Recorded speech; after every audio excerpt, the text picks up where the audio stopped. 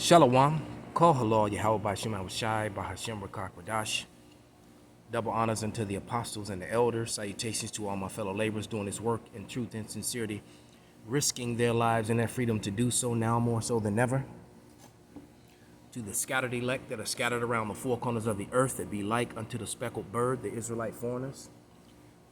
And to the Akwaf that are listening and learning, to you I say Shalom. This is your brother Malcolm from the branch of the Great Millstone here in Chicago, coming at you with another lesson. And today we're going to go into some history, and we're going to start with the book From Babylon to Timbuktu by Rudolph R. Windsor. Okay, so I'm going to go to page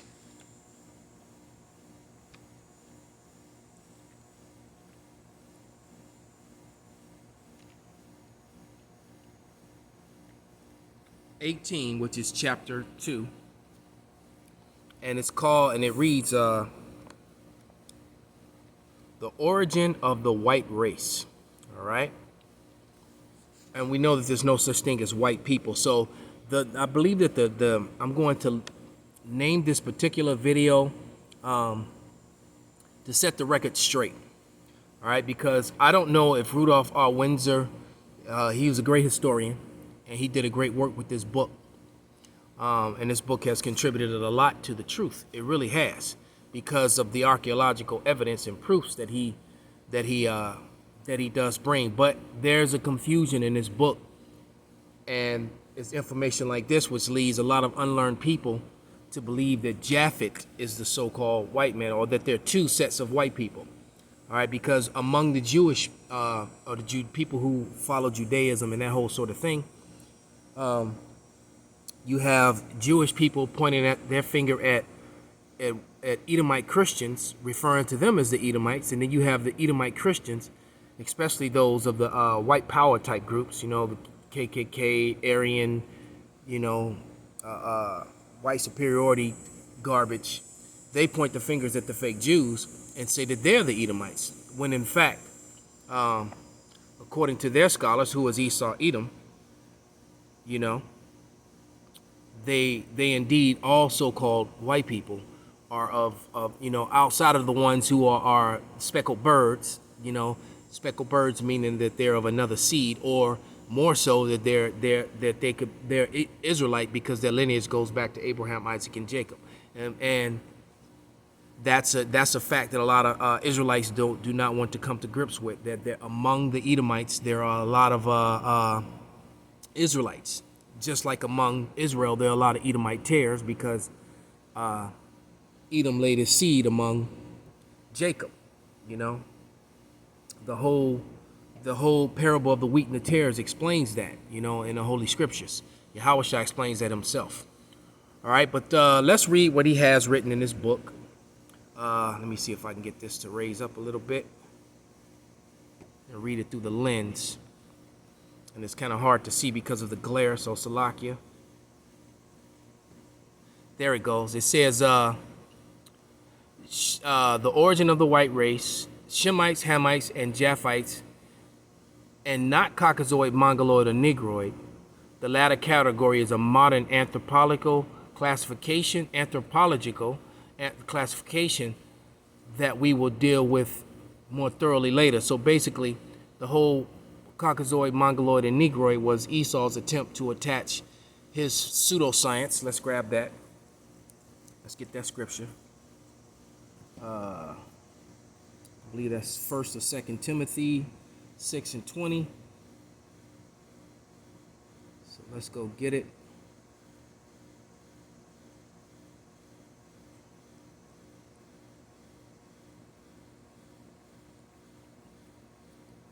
First Timothy, 6 and 20.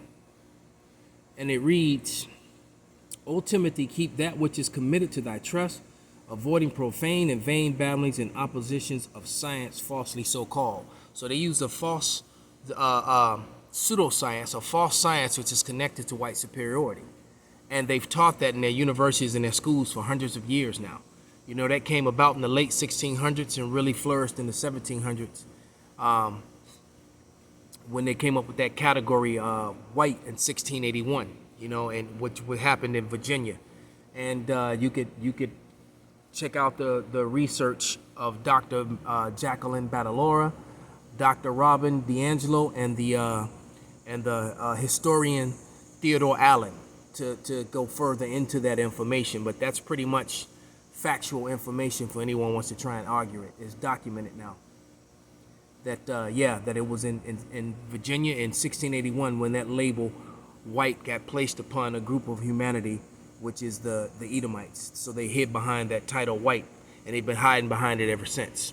And it goes to show you that they're still following that pseudoscience and that lie today with their job applications and their race classifications that they use unto this day. All right, but then let's go down to here. It says, the third classification of mankind was the Japhites, from Japeth, whose youngest son, Noah, the offspring of Japhet, occupied the isles of the Gentiles, the shore territories of the Mediterranean Sea in Europe, parts of Asia Minor, whence they dispersed northward, the entire continent of Europe, and a great part of Asia. And that is so true. But what they don't talk about or consider to this day is the fact that Edom took that over, and you can get that account in the first Maccabees. First Maccabee, the first chapter, and let's get that. It says, First Maccabee 1:1, and it happened that after Alexander, the son of Philip the Macedonian, who came out of the land of Kittim, had smitten Darius, the king of the Persians and the Medes, who were brown-skinned people, by the way. Japhet was, or is, they're still here. Had smitten Darius and the kings of Persia and the Medes, so you know they were brown-skinned, that he reigned in his stead the first over Greece. So in his stead, his race. So and Alexander can be traced back to the Amalekites. And the Amalekites are indeed the sons of Edom, the grandson of Edom, and the chief house of Edom to this day. And the reason you know that they're still around is because the Lord said, Yahweh said he would have war with Amalek from generation to generation. All right? Let's see if we can find that.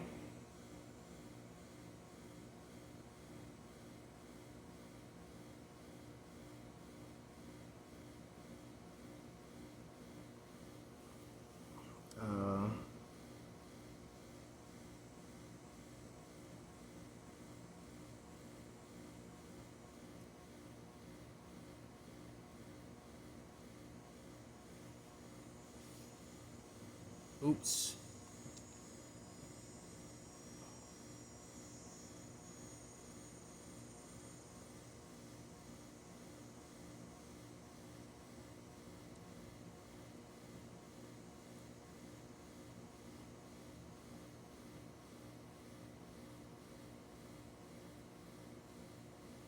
Salakia. I'm operating with one hand and I can barely see because of the glare. There's a glare on my app, Salakia. Now I have to move it. There we go.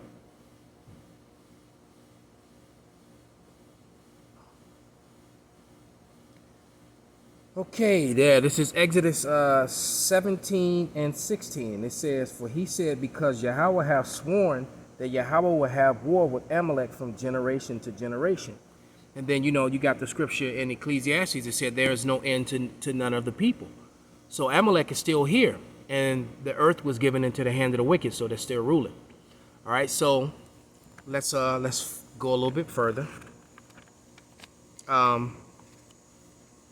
Here on page 20, it reads, the ancient people did not classify races according to skin color, like modern nations of Europe and America. The ancients, including the Greeks and Romans, identified people according to their national or tribal names. They used names as Visigoths, Vandals, Saxons, Ethiopians, Carthaginians, Jews, Arabs, Persians, Babylonians, and Ethiopians. And all those are, and so that would be misinformation because all those races that he just named have biblical names. All right? And so they weren't using it. They started reclassifying people. And yeah, this color thing came along later on. That part is true. But people were still using their biblical names. But you got, matter of fact, let's grab a scripture just to substantiate what I'm saying. how every time Esau got into power, he would change the names. You know how it says he hijacks people's their land, their heritage, etc. What we're looking for, Psalms.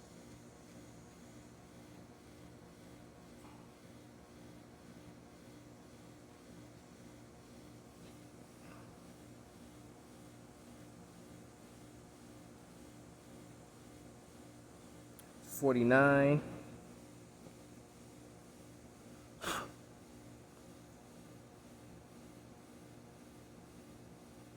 And 11. All right, and it reads, their inward thoughts is that their houses shall continue forever, and their dwelling places to all generations. They call their lands after their own names. So this is what Edom did. They read the Ethiopians were not called Ethiopians. That was a name put upon them by the Greeks when the Greeks got control. All right, it said Egyptians and Moors. All right, when you look up that word Moor, that word Moor, the word Jew, and the word Moreno all meant the same thing, a dark-complected person. All right, and we know the Moors were so-called Negroes. All right, they did not use the term Negro, which is a modern term to refer to black races, or the word Caucasian to refer to the white races, dividing the world along color line, and was an idea that originated with the white supremacists in Europe after the Renaissance. The Europeans did not have any great civilization immediately after the fall of Greece and Rome. That's true. They didn't. They because they hijacked, they lost. That was the Renaissance was all about, the rebuilding. All right, and to rebuild the name of Esau. All right. Malachi says that they would rebuild the desolate places, but then Yahweh said he would throw down. All right, and Salaki, I'm battling with this little ass spider who keep get your little butt away, keep messing with me. I think he's trying to get at that bug under the glass, but he can't figure out that he's on the other side of the glass. But we're going to do a little bit into the book of who's Esau Edom. All right, which we've gone into this book before, and this book gets people's pages shut down and cut off. That's for sure. But I'm going to talk about the part of and read it through the right. This is exactly what I wanted on page 7, and I'll read it through the lens so you can read along with me. He says, Edomites were driven into the old territory of Judah. The Maccabean family, a remnant of the true Judites, you notice it didn't say Judaism or Jews, had ruled Judea from 166 to 37 BC, and under Judas Maccabees, 1 Maccabees 5 and 3, recaptured the city of Hebron from the Edomites in 164. During the time, John Hyrcanus, 135 and 105 BC, nephew of Judas, the Judites were again faced with the hostility of the Idumeans, which is a Greek way of saying of Edom. Hyrcanus confronted the Edomites, causing a decisive change in relations between the two factions. John Hyrcanus and the whole of Edom and undertook the forced conversion of the inhabitants to Judaism. All right, and that's in the Josephus Antiquities 8, chapter 8, 9, and 1. Thenceforth, the Edomites became a section of the Jewish people. So no, they've never became a section of the Jewish people, because that's a made-up term. All right, the Judites was only represents one of the 12 tribes. You can't call a Benjamite a Judite. You can't call an Ephraimite a Judite, or Issacharite a Judite. So that's a very incorrect thing. All right, this is why we come against that word. All right, but the point being is that, you know, there was a forced conversion, and this is the reason why, you know, you have people running around today saying that they're Jewish. These are Edomites today that are running around referring to themselves as the Jewish. Point blank, period. Let's go into a little bit more proof about what he said about about, you know, who the Europeans were and who they weren't. The fact that the true Europeans were Japhetic. And then after the fall of Rome, when the Pale Edomites lost control over Europe and over Rome and all those parts, the Israelites took over. And I'm going to read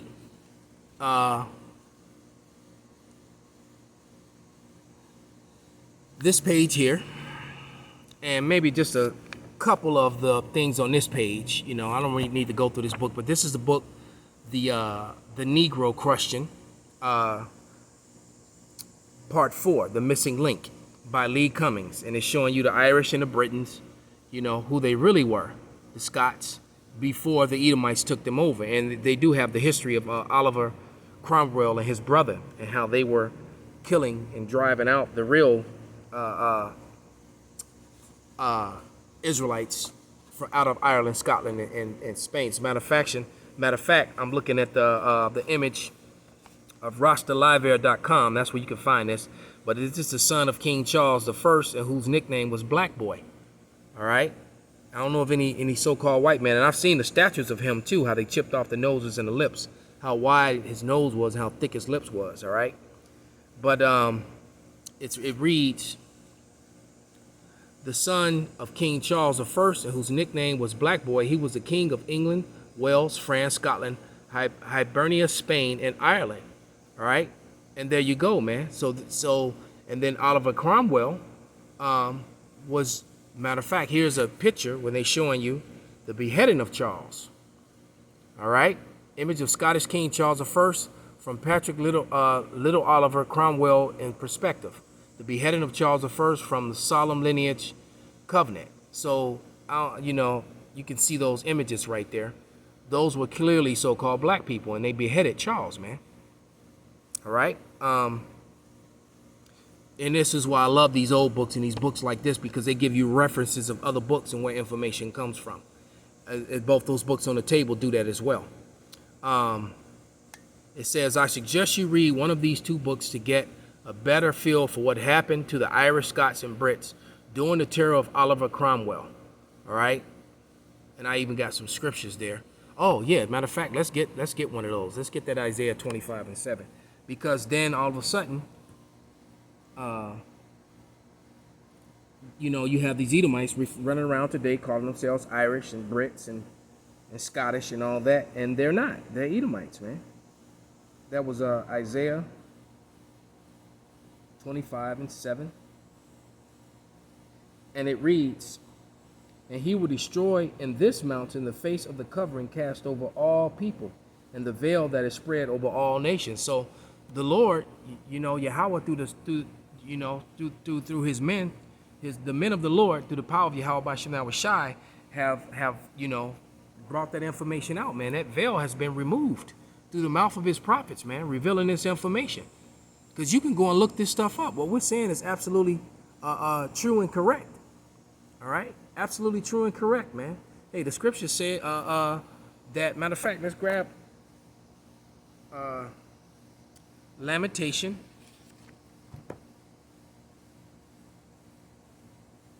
4:8. All right, one of my favorite scriptures because it's point blank period, man. This says their visage, meaning when you look at them, their visage, when you're looking at them, is blacker than a coal. They are not known in the streets. So people don't know the so-called Negro as a Jew, you know. And this is referring to the southern kingdom. As a matter of fact, this is referring to all Israel at this time, because at this time, all Israel was together. The northern kingdom, I don't believe it had been separated yet. I think that happened later. You know, that happened in the book of no, I could be wrong. That happened in, yeah, the northern kingdom was gone already. No. This was when, no, I take that back. This is when, actually, I just have to go back and read it. I don't want to misquote. Because I'm thinking of the Songs of Solomon, but I'm thinking that Solomon wrote Lamentation as well. But nevertheless, you know, the Judah, Benjamin, and Levi were clearly the darker of the tribes today. So this is speaking about, you know, them. All right, it says, their visage is blacker than a coal. They are not known in the streets. Their skin cleaveth to their bones. It is withered. It has become like a stick. So this is giving you a physical description of the Israelites. And it's kind of looking like what you're looking at on the cover of this book. All right. And these images are still around, man. How can you explain and argue with these images? Why would these images be in and throughout Europe? if they weren't, true. These are the images that are found. That's a Moor right there, man. All right, these are the images that are found throughout Europe still unto this day, man. Explain that. All right, let's go a little bit into that book. And this is one of my favorite pages. It's all marked up, but I'm going to read it anyway. And I'm going to start at the top of this, right here at this page. I'm just going to read some of the evidences that they just want to ignore, like it didn't exist, It says, Professor Boyd Dawkins, our earliest ancestors' bygone days, is giving you the name of the book and the place. A lecture delivered in a public hall, Collyhurst, Manchester, 1/8/1879. All right, so in 1879, he gave this, and this is what he said. The ancient Britons, Irish, Scots are short black people, pages 103, 107. All right, Dr. Thurman, the Nature Journal of Science, page 92. From the evidence at hand, it seems that the Iberian black occupied the whole Western Europe at one time. You see what I'm saying? All right. Professor Huxley, 1870, the Iberian race, page 332. The Iberian Basque, meaning their bodies, black bones have been found all over Europe with his animals. All right. I have inserted the writings of the 8 English white historians to show that our white brothers who were closer to the epic center did not have a problem telling the truth about the original inhabitants of Europe. These Welshmen, Briton, Irishmen, Frenchmen, Russians, German, Italian, Swedes were in Europe thousands of years before the English arrived in 449 AD. And basically those dark people that were there before were Japhetic, all right? Because just because you're dark don't make you the same race. Remember, Japhet was a dark race too. All right, so it was probably a mixture of the two. Esau just took it over during the time of the Greeks and the Romans. When they took down Greece and Rome, they just assumed that title, that nationality. And this will be proven by the writings of Professor Boyd Dawkins, professor of geology at Manchester University, London. Professor Boyd Dawkins was invited to speak in public hall at Manchester, London, January 18th, 1879. All right, let's look at a few more. Let's look on this page here. It says, Professor Winchell Alexander, our remote ancestry, 1815 to 1900, collection of journals. So in his collection of journals, these short black men came from Atlantis, northern Africa, and they overran Europe, and they were known as Britons. Romans historian Tacitus, the origin of the black Britons. The Iberians are black people with curly hair. Anthropological Review, Society, Volume 8. I use Tacitus a lot because he just wrote it like he saw it. Because why? Because you weren't determined by color back then. All right? If you were dark flesh, but your father was an Edomite, you still was known as an Edomite and accepted as an Edomite. It wasn't a problem with it. All right, in order for white superiority to work, they pushed these lies and came up with that Negroid, Caucasoid, and Mongoloid, which was some made-up racist bullshit that they created in order to hide who they were. Joseph Ridston, The Annals of Caledonian Picts and Scots, Volume 2, pages 7 and 27. The Picts are brown complected with curly hair. All right, and then, of course, you got Ivan Sertima, and I have that book inside. But yeah, Ivan Sertima, Africa, Presence in Early Europe, pages 225. Britons look like the Ethiopians. So, hey, that's enough, man. That is enough. So with that, I hope this was a edifying lesson, an eye-opening lesson. Call Halal Yahweh Bashim Avashai, Bashim Rakakwadash, Wa Abba Shalom.